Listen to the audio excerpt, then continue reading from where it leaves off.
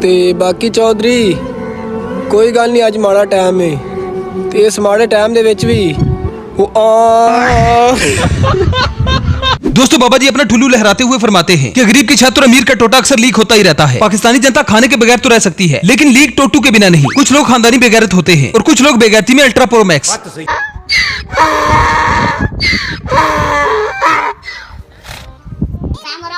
पाकिस्तान में ऐसे ऐसे ड्रामाबाज पाए जाते हैं कि जिनकी ड्रामाबाजियां देखकर बंदे का सर चकरा जाए। जी हाँ, मैं बात करूँ रजब भट्टी की, जो कभी मुहर्रम में रोकर लोगों को बताता है कि मैं रो रहा हूँ, कभी कहता है कि मैं मुअज्जब फैमिली से हूँ, कभी माँ बेटी को नचाते हुए नजर आता है, तो कभी सोशल मीडिया पर हलाल रिश्ते बनाते हुए।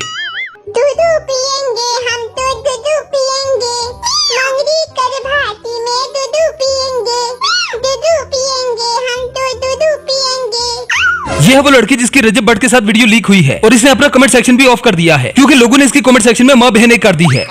हैदर शाह की वीडियो देखी अभी, मैं बात करना तो नहीं चाह रहा था इस बारे में लेकिन ये पिछवाड़ा दिखाने वाला कैसी रहा यार। बाकी सब तो चलो समझ आता भी है, पर ये पिछवाड़ा कौन दिखाता है यार ऐसे ही। वो डोगर की भी वीडियो देखी मैंने तो ऐसे जैसे डड्डू नहीं बांधा होता। कैसे लोग हैं यार ये। सिर्फ रजब भट्ट की नहीं बल्कि इसके दोस्तों की भी वीडियोस लीक हुई हैं। कोई चुनिया करता हुआ नजर आता है तो कोई अपना पेट दिखाते हुए। लगता है इन्होंने सोशल मीडिया को रंडी खाना बना दिया है। कोई रंडी खा रहा है, ये कोई रंडी खा रहा है। रजब भट्टी के ज्यादातर फॉलोअर बच्चे और औरतें हैं जो इनकी घर की ड्रामाबाजियां देखकर तालियां बजाते हैं। हंसी तो तब भाई जब इसने लीक वीडियोस के नतीजे में उन्हीं बच्चों और औरतों को लॉलीपॉप देने की कोशिश की। पास्ट सबके होते हैं, गलतियां कोताहियां सबसे होती हैं। रजब भट्टी की एक नहीं दो नहीं 3 लड़कियों के साथ वीडियो वायरल हुई और ये सारी की सारी वीडियोस इन्होंने खुद ही लीक की है क्योंकि रजब भट्ट को किसी ने बता दिया था कि पैसा कमाना है तो ट्रेंडिंग पे रहना पड़ेगा। जनाब ने इस बात को सीरियसली ले लिया और खुद जानबूझकर अपनी वीडियोस लीक करवा दी। कोई 2-4 चीजें मिल गई, कोई 10-12 अपनी पास से एआई बना ली। आपको पता आर्टिफिशियल इंटेलिजेंस है, आपको देख के लगता ही नहीं है कि यार ये कोई आर्टिफिशियल इंटेलिजेंस भी हो सकती है। इस शेर में शायद बच्चों और औरतों को मीठी मीठी टॉफियां दे रहा है। इसे पता है कि अब मैं सिर्फ बच्चों को ही घेर सकता हूँ या फिर अपने जैसे पागलों को। मतलब यार मजे ही मजे हैं। पहले खच मारो और उसके बाद ये कह दो कि ये एआई की वीडियोस हैं। कोई 2-4 चीजें मिल गई, कोई 10-12 अपनी पास से एआई बना ली। आपको पता आर्टिफिशियल इंटेलिजेंस है, आपको देख के लगता ही नहीं है कि यार ये कोई आर्टिफिशियल इंटेलिजेंस भी हो सकती है। यार मां जी ਤੁਹਾਡੇ ਮੁੰਡੇ ਕੁੜੀਆਂ ਨਾਲ ਲੀਕ ਨਹੀਂ ਹੋਏ ਤੇ ਨਾ ਹੀ ਉਹ ਕੁੜੀਆਂ ਨਾਲ ਲੀਕ ਹੋ ਸਕਦੇ ਨੇ ਕਿਉਂਕਿ ਉਹਨਾਂ ਦਾ आपस में ही बड़ा इत्तेफाक है। नेट पे चाट छड़ी।